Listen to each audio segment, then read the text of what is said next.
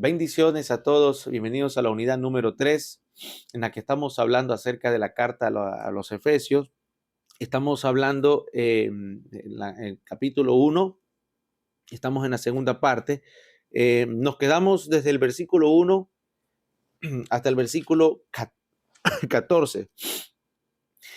Para darle una pequeña recordatorio, hablamos acerca del saludo de Pablo, hablamos acerca de la elección de Dios, el plan de Dios, los dones de Dios, el propósito de la elección. Resumiendo esta parte, amado hermano, el propósito de Dios era adoptarnos a todos como sus hijos. En esta parte, el apóstol Pablo está hablando un tema que es de mucha controversia a lo largo de la historia de la iglesia. No necesariamente de la historia de la iglesia de los 1500 años en los que gobernó la iglesia católica universal, sino a lo largo de la historia de la iglesia reformada, de la iglesia protestante. El tema de la predestinación versus el libre albedrío. El tema de la predestinación, de lo que Pablo habla en esta parte, de que hemos sido predestinados desde antes de la fundación del mundo, lo desarrolló un poco más Juan Calvino. Recuerde que Lutero desarrolla mucho el libro de los Gálatas y la carta a los Romanos. Estos son los libros que él desarrolla más para que pueda justificar la salvación por la gracia y por la fe, que ya no era por las obras, la justificación por la fe. Pero es Juan Calvino el que desarrolla mucho más el tema de la predestinación y la elección personal. Y desarrolla grandes tesis muy, muy lindas, maravillosas, que un libro escribió referente a los sermones de sermones tomados de la carta a los Efesios, que más tarde John Knox le tituló a la carta como la reina de todas las cartas. Imagínense. ¿Por qué la reina de todas las cartas?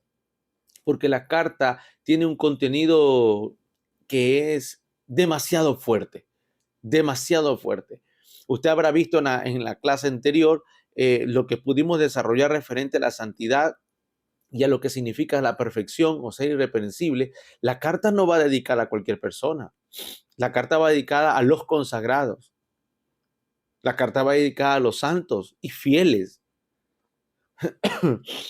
No va dedicada a cualquier persona. Entonces, la elección que entró en disputa en la historia de la iglesia reformada, más que todo, tiene que ver no con lo que Juan Calvino enseñó, de que Dios nos ha elegido a nosotros o explicando, sino con lo que después de Calvino, los discípulos de Calvino, los calvinistas, desarrollaron como la gracia irresistible. Y ellos llegaron a decir que la gracia de Dios no se puede resistir. Las conclusiones a las que llegaron ellos fueron unas conclusiones súper sesgadas. ¿Cuáles eran estas conclusiones? Es que si la gracia de Dios no se puede resistir, entonces ¿para qué predicar el evangelio? Entonces ¿para qué hacer obra misionera? Entonces ¿para qué ir por todo el mundo si al fin y al cabo Dios los va a alcanzar? Porque los ha predestinado, los ha elegido y nadie se puede perder de la mano de Dios. Satanás no puede robarse a nadie al infierno porque Dios tarde o temprano los va a llamar. Entonces eso provocó que en el sector del calvinismo se relajaran la gran comisión y ya no predicaran más la palabra, sino que se centraran en disputas de quién tiene la razón y quién no la tiene. En esa línea aparece otro hombre llamado Jacobo Arminio, que es el que le presenta una antítesis a ese dogma, no a la predestinación, sino al dogma de la gracia irresistible. Y dice él, presenta la antítesis del llamado libre albedrío. El libre albedrío significa que la gracia de Dios sí se puede resistir, porque Jacobo Arminio, un catedrático universitario, un teólogo reformado también, que comulgaba mucho con Juan Calvino, él llegó a decir, pues si esta elección es tan maravillosa, si Dios nos ha elegido a nosotros por encima del reino animal, del reino vegetal, del reino angelical, el mundo tiene que conocerlo, el mundo tiene que saber que hemos sido elegidos, solo que estamos ciegos, porque el Dios de este siglo nos ha cegado, solo que estamos sordos porque no podemos ver. El mundo tiene que conocer que ha sido elegido para algo más grande que lo que la religión tradicional ya no enseñaba. La religión tradicional, la iglesia en aquella época, amado hermano, estaba tan oscura que la gente estaba llena de fábulas, de cuentos, de mitos y leyendas. La palabra de Dios no era predicada.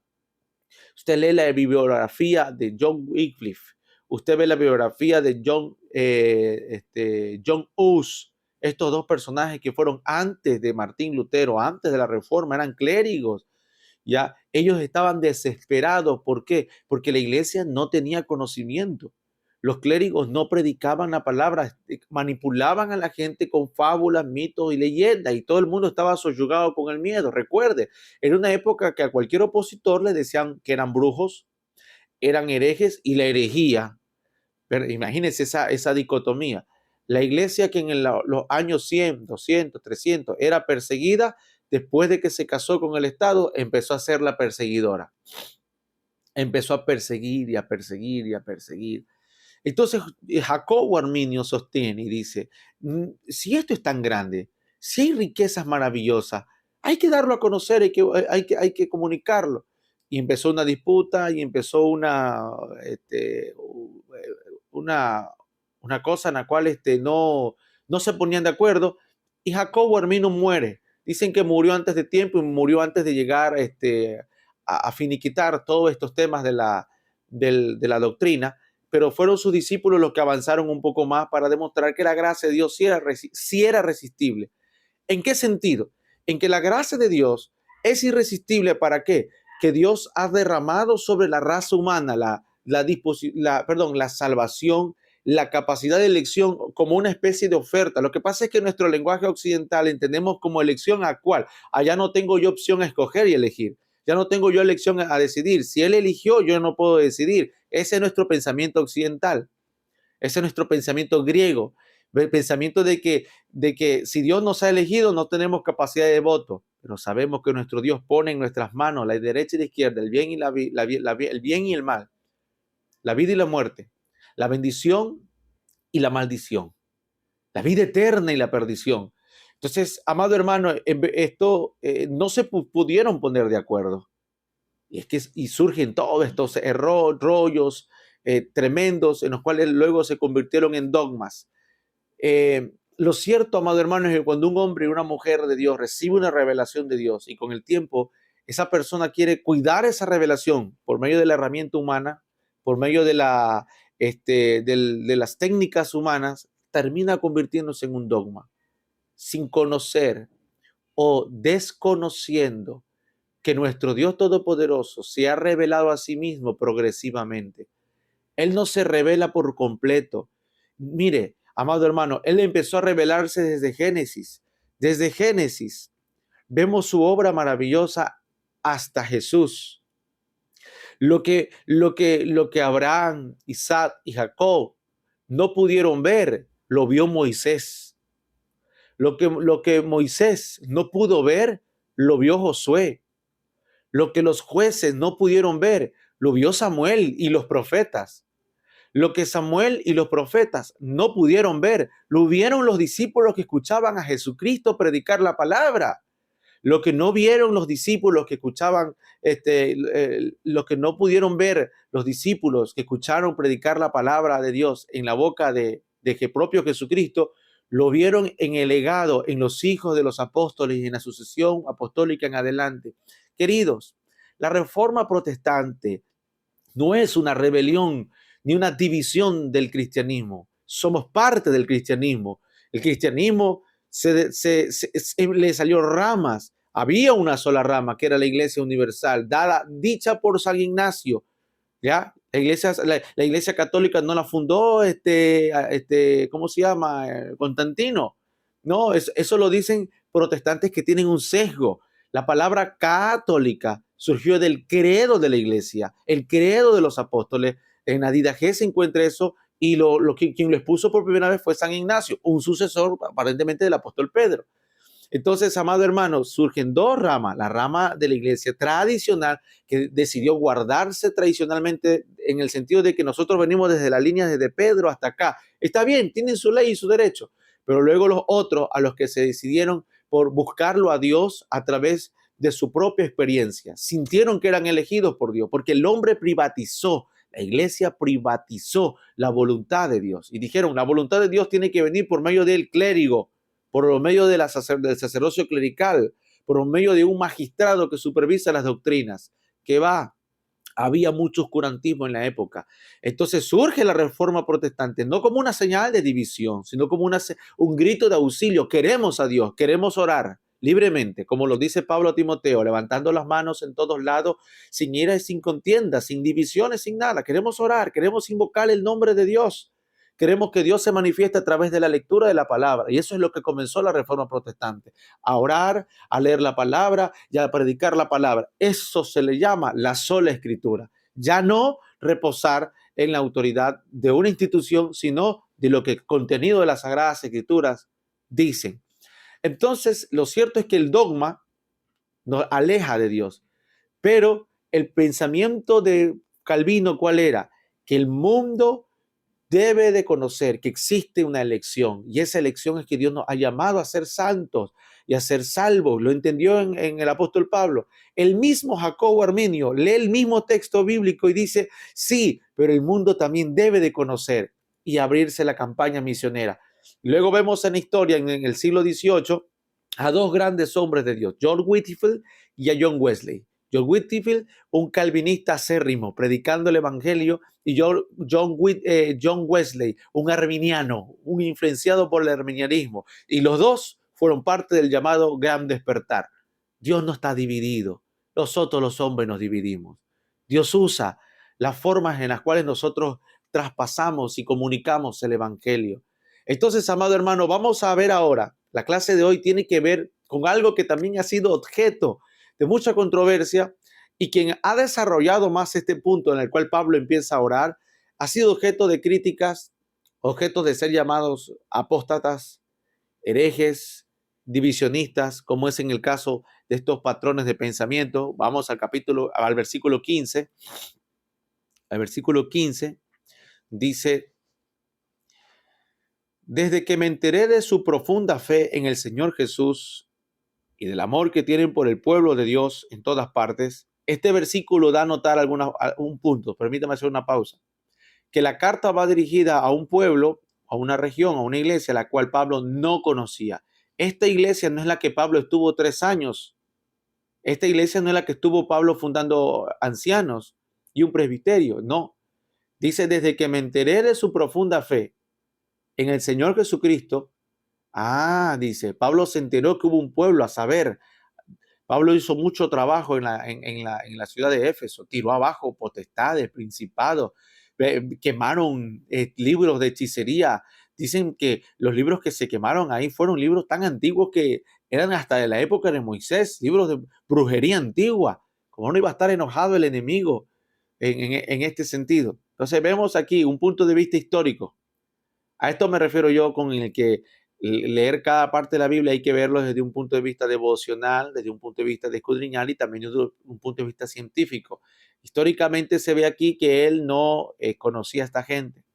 Pero vamos a seguir leyendo. Verso 16 dice, no he cesado, no he dejado de dar gracias a Dios por ustedes. Los recuerdo constantemente en mis oraciones. Y le pido a Dios, el glorioso Padre de nuestro Señor Jesucristo, que les dé sabiduría espiritual y percepción para que crezcan en el conocimiento de Dios. Pido que les inunde de luz el corazón para que puedan entender la esperanza segura que les ha guardado a los que llamó, es decir, su pueblo santo, quienes son su rica y gloriosa herencia. También pido en oración que entiendan la increíble grandeza del poder de Dios para nosotros, los que creemos en Él. Es el mismo gran poder que levantó a Cristo de los muertos y lo sentó en un lugar de honor a la derecha de Dios en los lugares celestiales. Ahora, Cristo está muy por encima de todos, sean gobernantes y autoridades o poderes o dominios o cualquier otra cosa, no solo de este mundo, sino también el mundo que vendrá. Dios ha puesto todo bajo la autoridad de Cristo, a quien hizo cabeza de todas las cosas para beneficio de la iglesia. quiero hablarle de dos partes, dos puntos importantes en esta clase. Hasta aquí no lo acabo de leer, es el primer punto, donde tiene que ver, mi amado hermano, con la oración que el apóstol Pablo hace a la iglesia. Esta oración que el apóstol Pablo abra a la iglesia es la que yo quisiera desarrollar en esta hora, porque Pablo pide por sabiduría. Y cuán importante es para nosotros buscar la sabiduría. ¿Y qué es la sabiduría? La sabiduría, dicha en términos sencillos, mis queridos, es saber aplicar el conocimiento y saber aplicar la inteligencia. La sabiduría, según el libro de los Proverbios, empieza o radica ¿con qué? Con el temor a Dios, con tener respeto a Dios. Porque la sabiduría no es un conjunto de conocimientos, porque si no, bueno, se le atribuyó a Sócrates, el padre de la sabiduría. Pero Sócrates no solucionó nada. Claro, creó un despertar, creó un renacimiento del movimiento o el método científico o el movimiento intelectual en Grecia. Pero ese tipo de conocimientos no cambió a nadie, no transformó a nadie, no salvó a nadie, no restauró a nadie. Todo lo contrario, todo lo contrario. La cultura de la sabiduría griega era tan abstracta, tan efímera, tan poco moral, que el mismo Sócrates cuestionó aquella sabiduría. Por ejemplo, se asimilaba a la sabiduría promovida por el hinduismo, donde, por ejemplo, los discípulos, para poder absorber la sabiduría de su maestro, mire qué cosa tan fuerte que le voy a decir, para absorber la sabiduría de sus maestros, tenían que acostarse con sus maestros. Estamos hablando de la práctica homosexual deliberada. En el hinduismo consideraban que la sabiduría estaba escondida en el líquido seminal del hombre, y para acceder a la sabiduría de su maestro tenían que acceder a través de la inmoralidad sexual.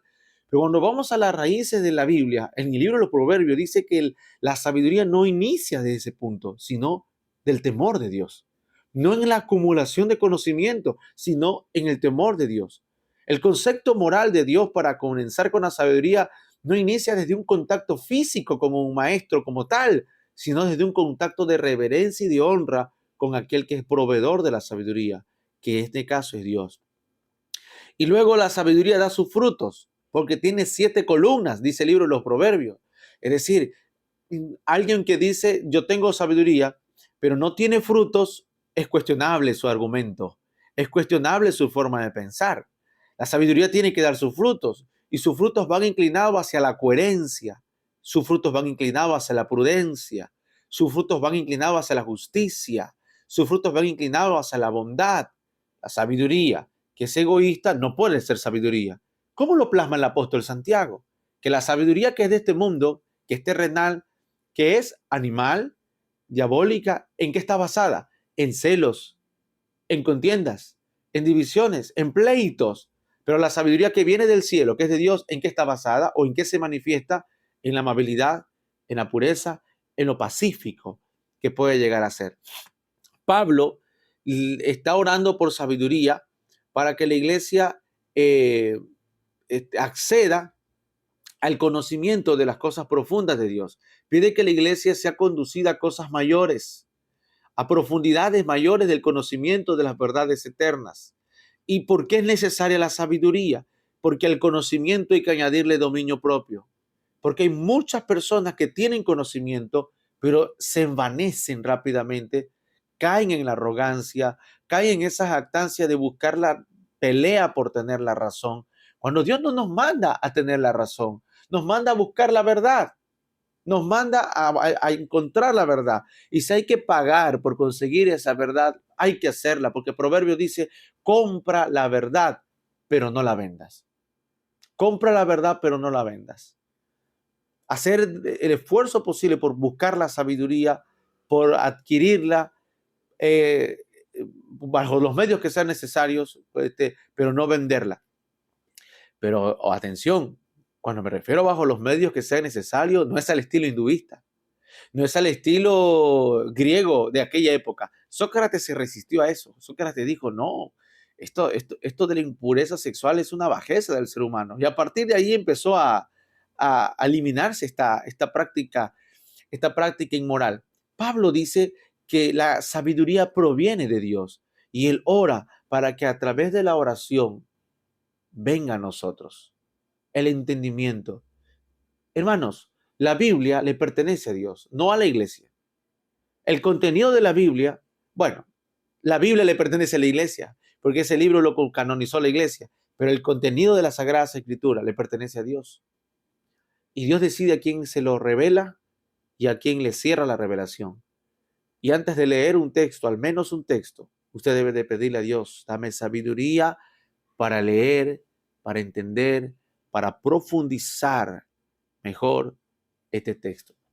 Entonces, primero Pablo pide sabiduría para que aprendan a profundizar el conocimiento de Dios acerca de las verdades eternas, acerca de la verdad. Se necesita sabiduría para hablar para tratar ciertos temas y no salir confundido. Mire, yo creo que le faltó sabiduría a la generación que establecieron los dogmas después de los años 500. Le faltó sabiduría cuando por honrar a los santos empezaron a idolatrar a los santos, reverenciarlos a un punto en el que empezaron a competir con la gloria de Dios.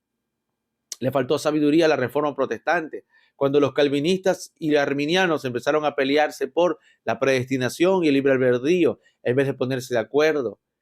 Le faltó sabiduría.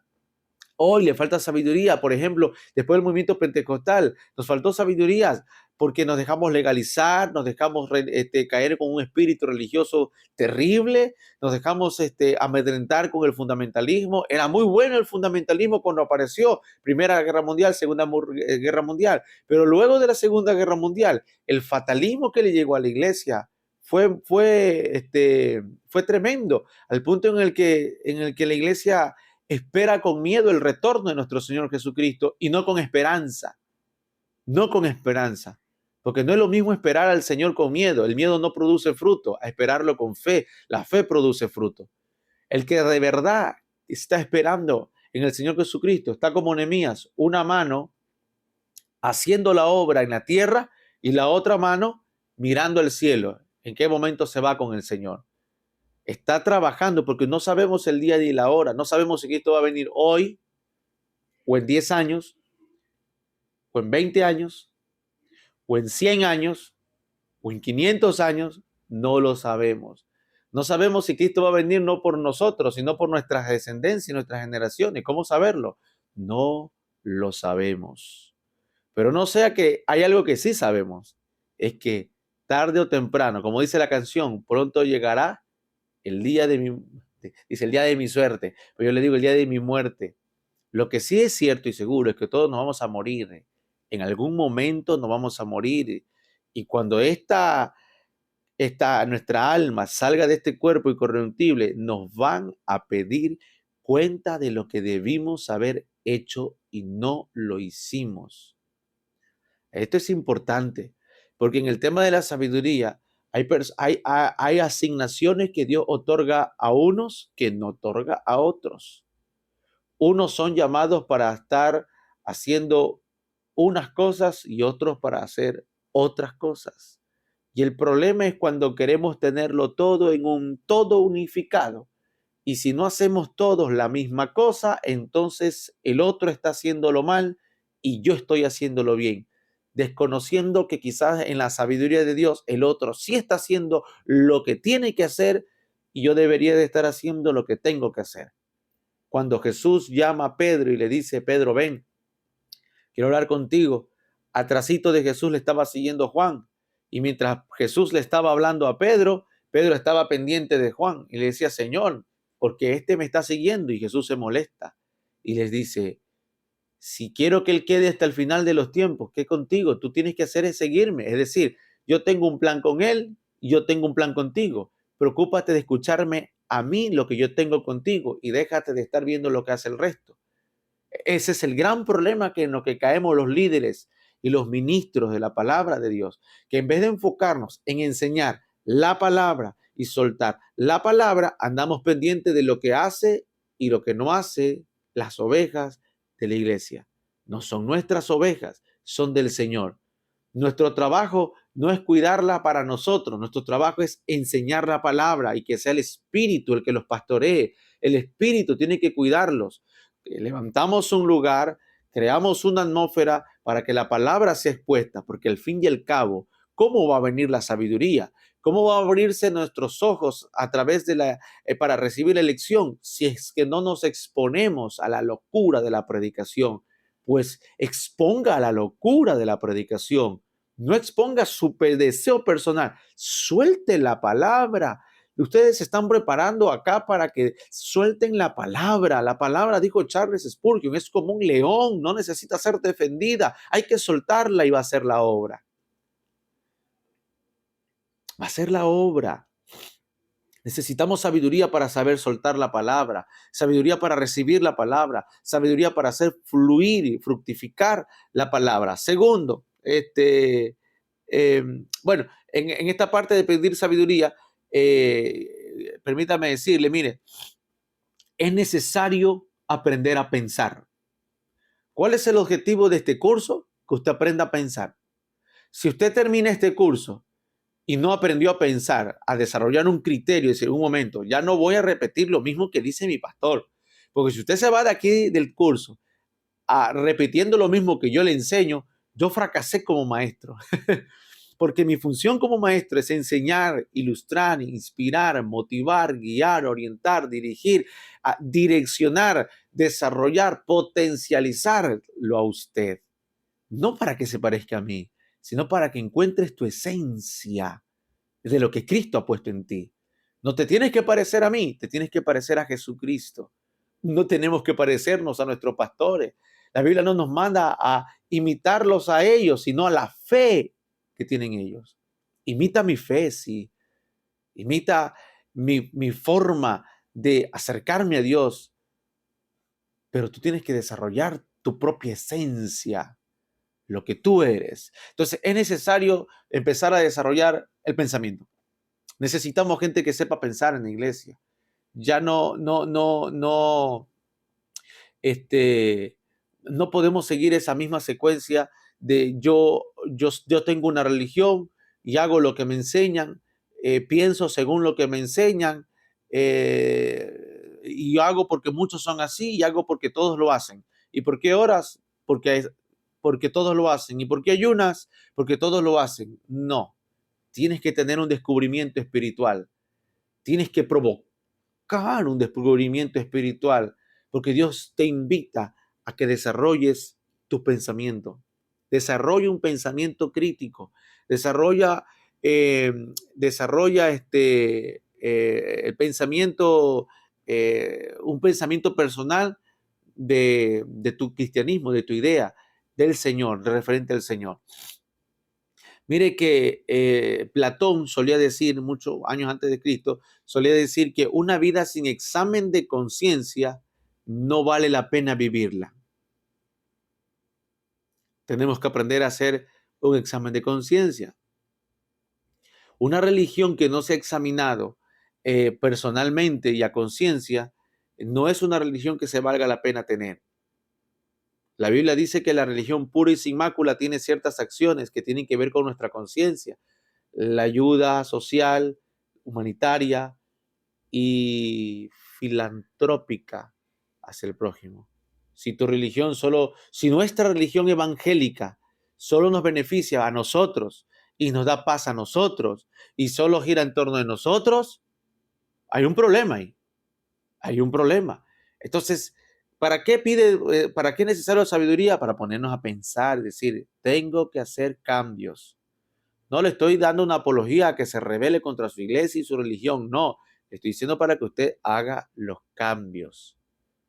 Haga los cambios con usted para que su familia lo vea, su iglesia lo vea y le digan a usted que es como Caleb, este hermano tiene un espíritu diferente.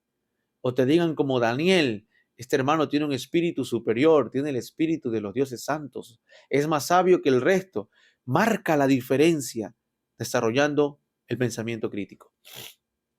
Otro punto por el cual pedir sabiduría es que es necesario que contemos con un ministerio de enseñanza. Es necesario que contemos con un ministerio de enseñanza. La Iglesia Católica, no sé si la Iglesia Católica, pero muchos apologistas católicos nos están atacando duramente a través de las redes sociales, diciendo que la Biblia y la Biblia a secas es la religión de los protestantes, diciendo que la sola escritura, la Biblia sola, es nuestra religión. De hecho, dicen que nosotros idolatramos la Biblia, ¿ya? Eh, y eso puede que sea verdad. Muchas veces, este, puede que sea verdad, ¿ya? Muchas veces no lo parece, ¿ya? La exposición a la escritura desde el púlpito es una primera necesidad para el despertar espiritual. Necesitamos un ministerio de enseñanza que hable la palabra. Si usted se para a enseñar la palabra, usted va a ver resultados. Los va a ver. Me tuve que quedar a cargo, le cuento un testimonio, me tuve que quedar a cargo de la iglesia unos días y recibí la iglesia un poco bajoneada de miembros. No había muchas personas, la recibí con unas 10, 15 personas. Me dijeron, te puedes hacer cargo una semana de la iglesia y había que predicar todos los días. Entonces, ya está bien. Y yo abrí los salmos y digo, vamos a hablar los salmos. Vamos a hablar la palabra de Dios. No voy a hablar ni de doctrina ni de ningún punto de vista particular. Vamos a hablar la palabra, pura palabra, soltar palabra durante 6 días, como un estilo conferencia, un estilo seminario. 6 días, 6 días, 6 horas, 6 días, 1 hora por día, solo palabra. Desglosemos los salmos. ¿Qué significa tal salmo, tal versículo? Desglosemos, suelta la palabra. El primer día que tuve 15 personas y tuve 15 personas, 20 personas entre alrededor de esos días. Pero el sexto día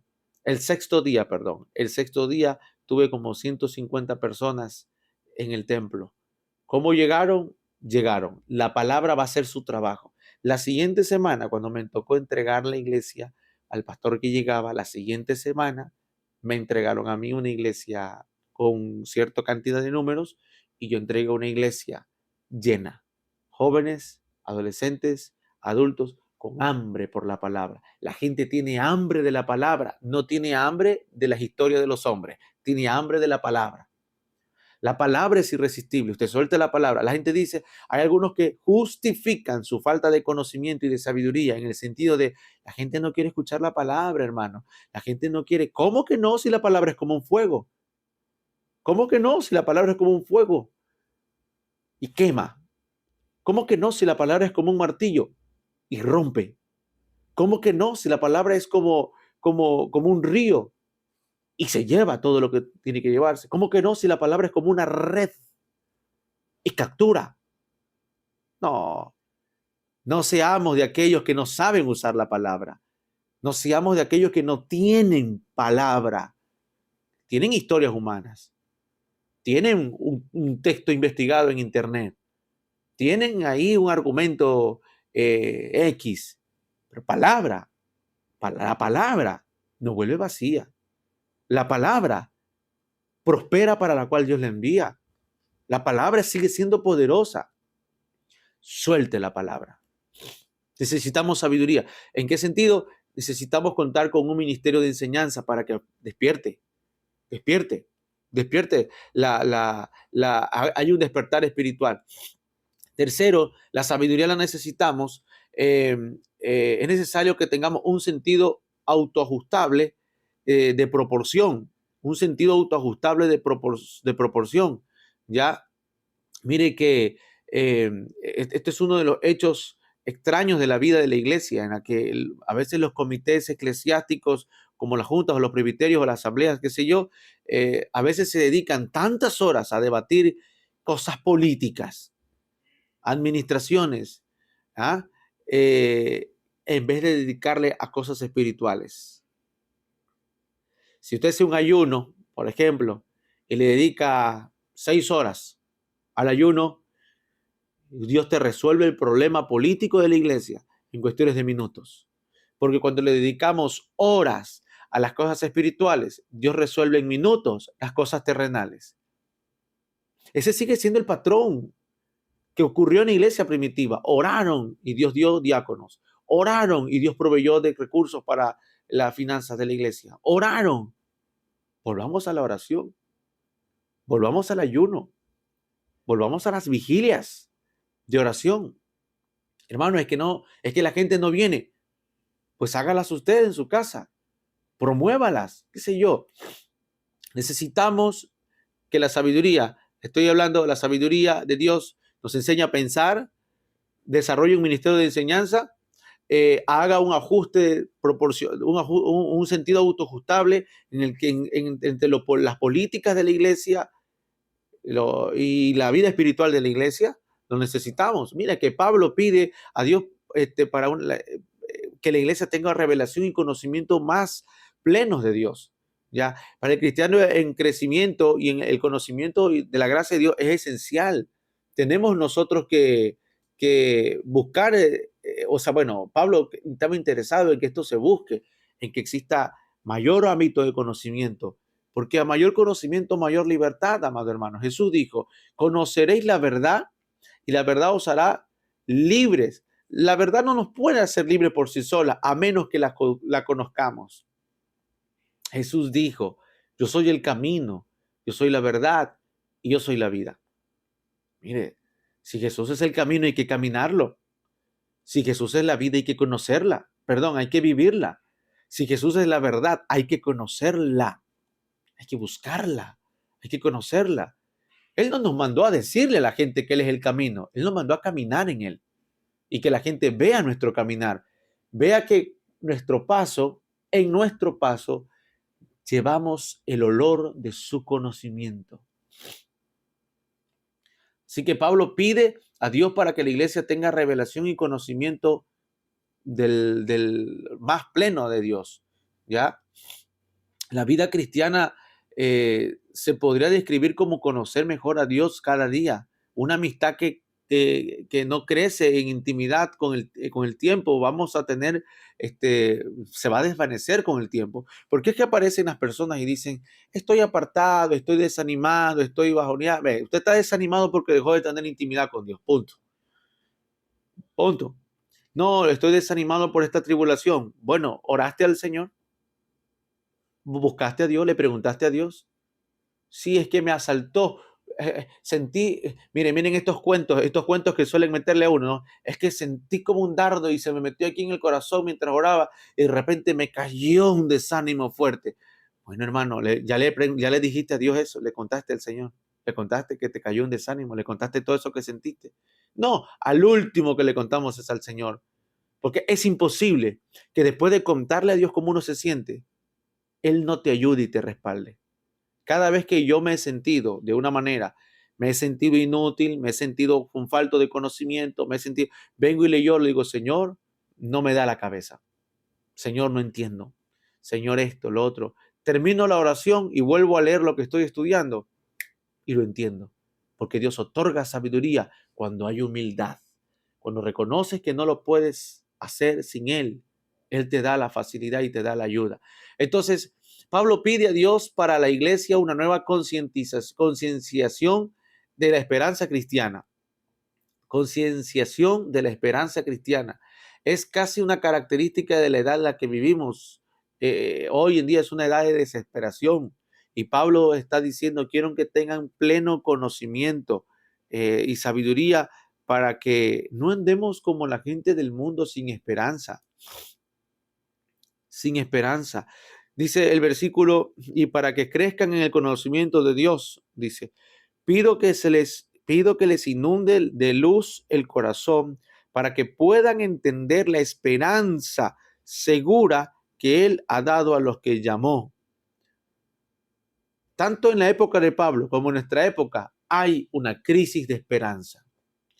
El mundo anda por todos lados, de un lado a otro, divididos, judíos divididos con los cristianos, gentiles, los griegos, católicos por un lado discutiendo, evangélicos por otro lado discutiendo. Créame que cuando yo me pongo a ver esos debates entre apologistas católicos y protestantes, yo digo, wow, estos dos no han entendido bien el plan de Dios. En vez de unirnos para darle a conocer al mundo quién es Jesucristo, se están sacando los cueros y los ojos, y jalándose el cabello y arrancándose lo poco que le queda, buscando quién tiene la razón. Nunca vamos a coincidir. Eso está claro. Jamás vamos a coincidir. Nunca el dogma católico y nunca el dogma evangélico va a coincidir.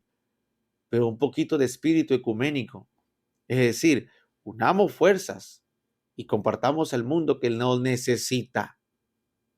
El mundo sí quiere escuchar de Dios. Lo que está cansado de escuchar al Dios de los cristianos, peleones, divisionistas, que le roban a la gente su dinero. Esto va para todos los ámbitos de la iglesia. El mundo está cansado de esa idea de Dios, pero sí lo quieren a Dios. ¿Qué madre que está en un hospital no quiere a Dios? ¿Que tiene a su hijo en un hospital no quiere a Dios? ¿Qué persona que tuvo que enterrar a un hijo suyo que se le murió no necesita una explicación y el consuelo de Dios? No la necesita. La iglesia tiene que estar en esa función. Entonces, tiene que haber concienciación de la esperanza cristiana, ¿ya? Eh, Fíjese, amado hermano, que es una pena ver cómo nosotros nos vamos como secando. La falta de esperanza nos va secando. Te digo una cosa, se nos puede ir la fe y la podemos recuperar con el oír la palabra de Dios. Se nos puede ir el amor y lo podemos recuperar con un destello del Señor. Pero si se nos va la esperanza, yo te pregunto, si se te va la esperanza, ¿cómo recuperas la esperanza? ¿Cómo recuperas si ya no esperas de nada y ya no esperas de nadie y ya no esperas ni de Dios? ¿Cómo te convence Dios si ya tú no esperas nada de Él? Él puede descender y hablarte personalmente y aún así encontrarte en un estado de frustración, encontrarnos en un estado de tan desánimo. El arma que el diablo utiliza es el desánimo. Dios no desanima, pero tampoco Dios te puede levantar del desánimo. Porque el único que te puede levantar del desánimo eres tú mismo. Tu propia capacidad de decisión de decir, decido ahora sí esperar en Dios como Abraham, en esperanza contra esperanza. Y esto es un ataque fuerte. Así que Pablo dice, pido que les inunde de luz el corazón para que puedan entender la esperanza segura, entender la esperanza segura al cual Él nos llamó, es decir, su pueblo santo, quien son su rica y gloriosa herencia. Mis queridos, nos llama a entender esta esperanza. Así que en medio de guerras, en medio de pandemias, en medio del mundo como está, no hay que perder la esperanza. Fíjense que a veces el mensaje de la escatología que yo escucho, de Cristo viene, es muy bueno porque me ayuda a acercarme a Dios. Pero de repente yo como que escucho en medio del mensaje de que Cristo viene un pequeño sesgo de desesperanza. Cuando alguien dice todo está perdido, detrás de la palabra de todo se ha cumplido, en realidad lo que quieren decir es todo está perdido, ya no hay nada más que hacer, esto se acabó, se cumplieron todas las señales, ahora sí no hay nada más que hacer. Cuando Dios es soberano para hacer, Dios es soberano para seguir cambiando los tiempos.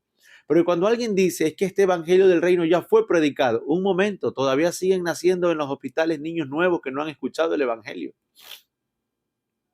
Un momento, todavía sigue gente naciendo en la tierra. Mi esposa en unas semanas va a dar a luz mi bebé. En algunas semanas, en 3 semanas va a dar a luz mi bebé. Y ese bebé todavía no ha escuchado el glorioso evangelio. ¿Se da cuenta? Entonces es un tema de esperanza. Hablemos de la venida de Cristo, pero con esperanza. Como Él dijo, erguíos porque vuestro Redentor se acerca, vuestra redención se acerca. Entonces, Número 4, el apóstol Pablo pide sabiduría en el sentido de una nueva concienciación del poder de Dios. Para Pablo, la prueba suprema de ese poder había sido la resurrección. A ver, dice, a ver, ¿dónde me quedé? Dice, versículo 19, también pido en oración que entiendan la increíble grandeza del poder de Dios para nosotros, los que creemos en Él. Es el mismo gran poder que levantó a Cristo de los muertos y lo sentó en el honor a la derecha de Dios en los lugares celestiales. Es decir, agarrar conciencia de que del poder de Dios. Si el poder de Dios dice que resucitó a Jesús y lo levantó de entre los muertos, dice, está operando en nosotros. Ya, no sé cómo lo dice la Reina Valera, en la cual usted de pronto, déjeme ver, verso 16, dice,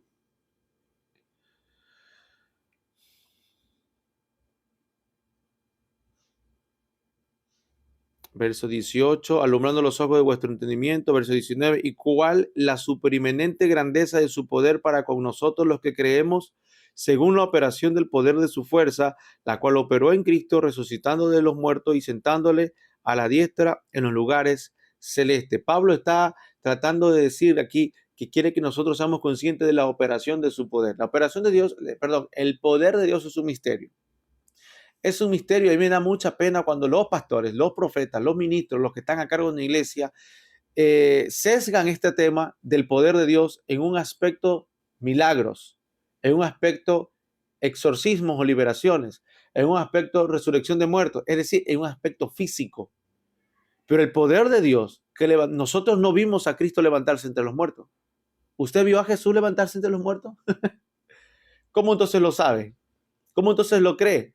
Por un milagro que ocurre usted en su interior, que se llama fe. Fe. ¿Y por qué le digo que me molesta y me incomoda? Porque la operación del poder de Dios es diversa, es variada en cada ministro y en cada siervo de Dios. En algunos, Dios opera hacia afuera, externamente. En otros, Dios opera hacia adentro, internamente. ¿Quién nos da a nosotros la capacidad para cambio? ¿Quién nos da a nosotros la capacidad para creer? ¿Quién nos da a nosotros la capacidad para madurar, entender, concientizar?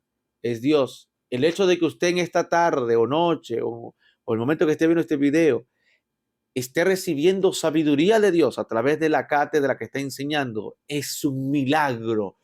Es la operación de su poder, porque ahora tus ojos ven. Lo que antes habías escuchado de oídas, ahora tus ojos lo ven, lo entiendes de una manera más profunda, más un poco diferente. Entonces, Pablo está diciendo que seamos conscientes de este poder que opera en Cristo para resucitar entre los muertos, opera en nosotros para sanarnos, para darnos salud, para darnos un buen matrimonio, para darnos la capacidad para criar a nuestros hijos.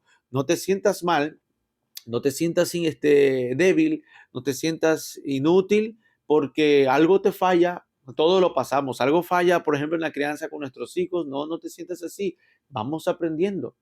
El que te habla es papá de un niño de 5 años, pero también de una adolescente de 15 años.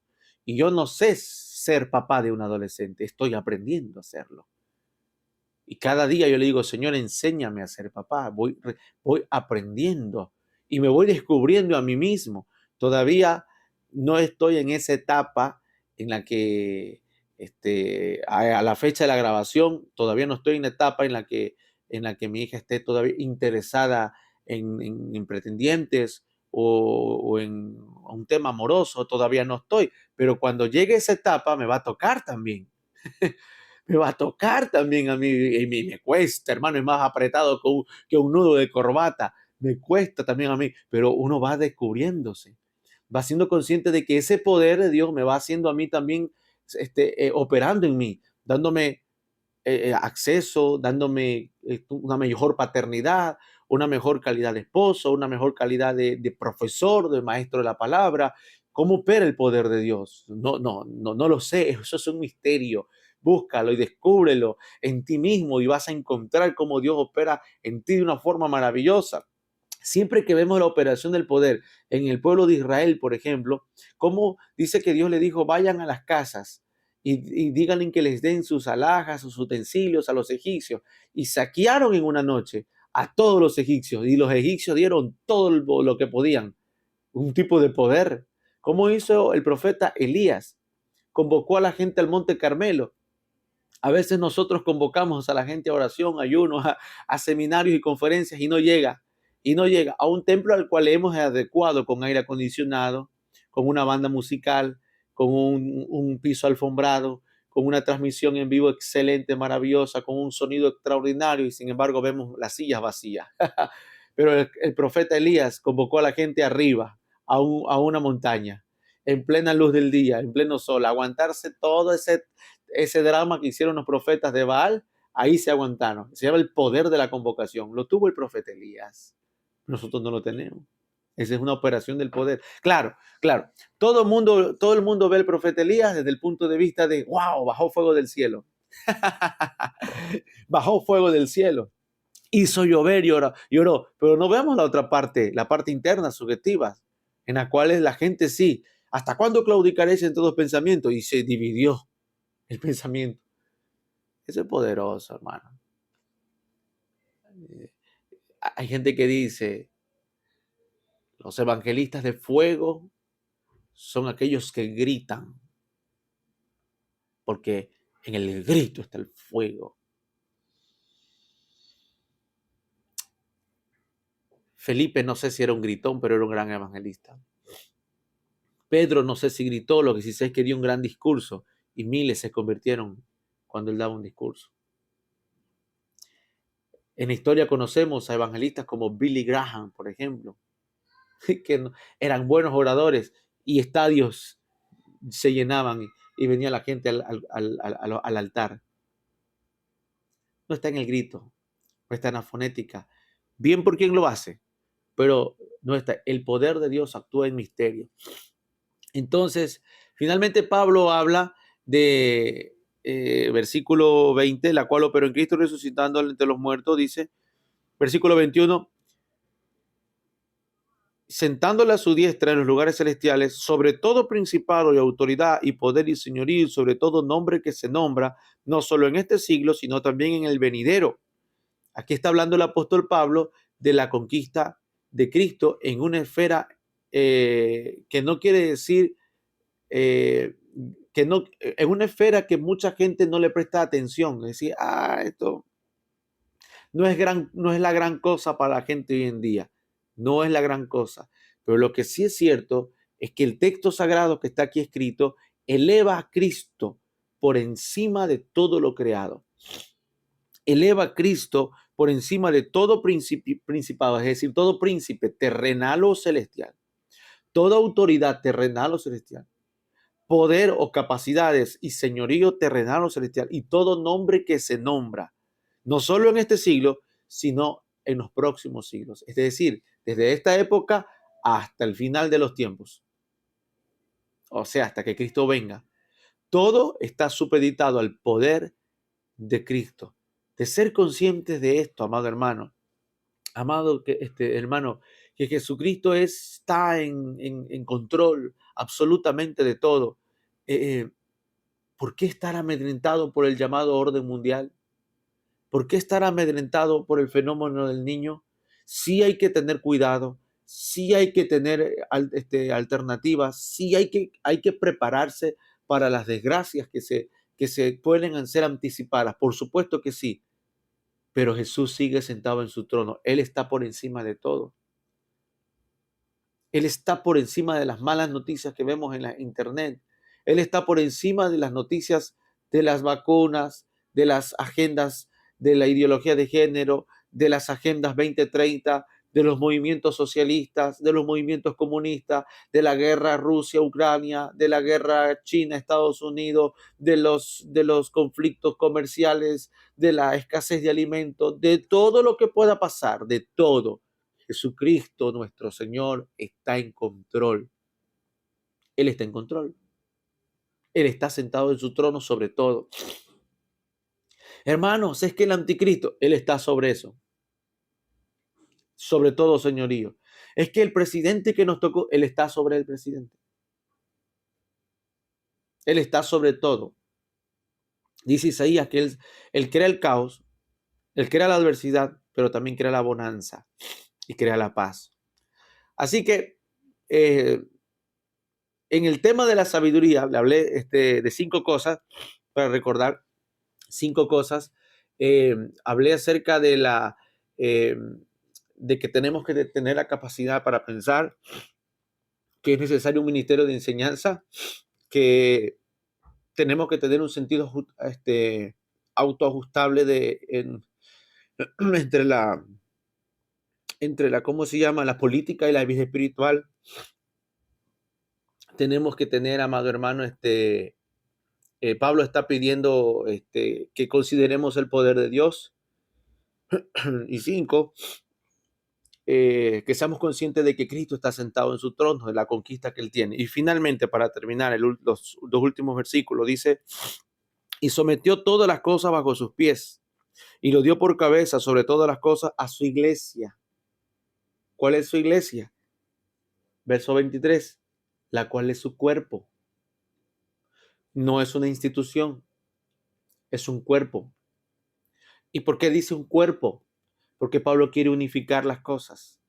El Espíritu Santo a través de Pablo quiere unificar todo lo que está dividido, griegos, romanos, todo lo que está dividido, circuncisión, incircuncisión, todo en un solo cuerpo. Somos parte de un cuerpo. No intente conquistar al hermano. Si usted es mano, no intente convertir al que es pies en mano. Es parte del cuerpo, no de una institución. No me voy a poner a pelear con alguien por una cuestión de institucionalidad. Si alguien quiere defender su institucionalidad desde el primado al apóstol Pedro, que la defienda si quiere defender. Yo soy parte del cuerpo. Ellos son cabeza, ellos son manos, yo soy otra cosa. Somos otra cosa. No vamos a defender lo que no tenemos que defender, sino la doctrina, la palabra del Señor, la cual es su cuerpo, la plenitud de aquel que lo llena todo, el cuerpo de Cristo. Pablo le da este título superior a la iglesia. No le dice eclesia. La palabra eclesia en griego que se usaba era la palabra asamblea. Cristo usó la palabra eclesia, ya, que era la que se usaba comúnmente. Dice, y las puertas del Hades no prevalecerán sobre la eclesia. Iglesia significa asamblea, claro, la asamblea apostólica. La asamblea apostólica. Pero Pablo aquí está usando otra palabra, la palabra cuerpo.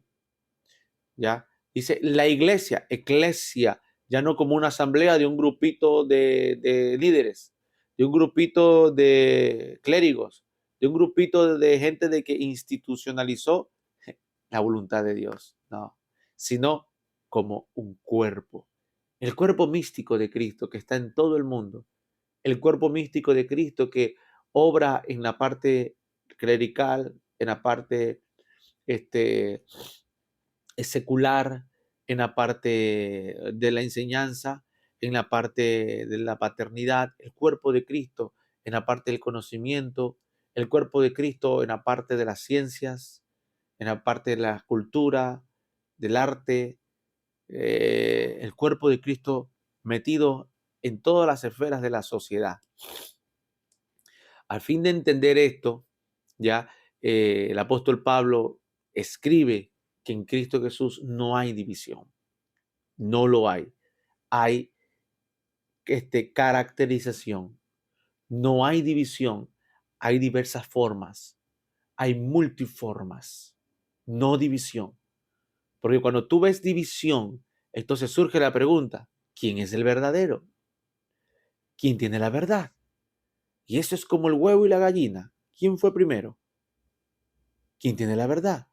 Y no se trata de la búsqueda de la verdad en este sentido, sino, perdón, no se trata de la búsqueda de la razón en este sentido, sino de la búsqueda de la verdad. ¿Y cuál es la verdad? que somos parte del cuerpo, que somos un cuerpo en Cristo Jesús. Mis queridos, espero que esta enseñanza haya sido de bendición para tu vida, de lo que hablamos hoy acerca de la petición de la sabiduría, en qué consiste esto y la importancia y qué es la iglesia. Es el cuerpo. No es una institución, es el cuerpo.